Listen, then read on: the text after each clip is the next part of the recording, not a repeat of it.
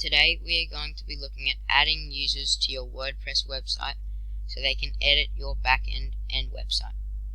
For starters, we're going to go down on your menu to Users and then Add New. This is how you add a user. You must add a username according to your website and an email.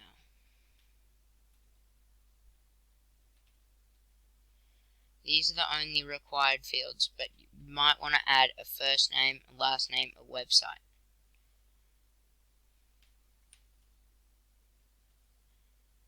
The website is optional and I'm not going to add one. Now you can press Show Password to create a password for your new user. If you want to change this password, then you can just select it and delete it and then create your own.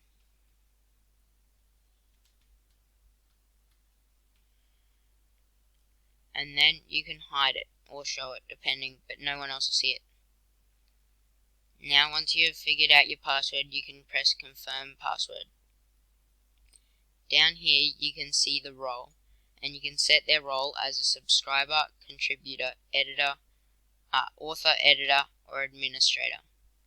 For now I'm going to set mine as an administrator. Now you're going to click on Add New User. Once you've clicked Add New User, you can see your new user here. If you want to edit the permissions of your new user, you simply click on Edit once you've hovered over it. You can see here all the settings for your user. If you scroll down and click on Role, then you can change the role of your user.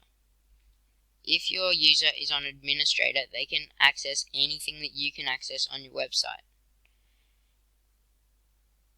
For the user to log in, they simply go to your website and then just like you do / and then WP admin. It will now bring them to this interface here. Then they will log in using their username and password which you gave them.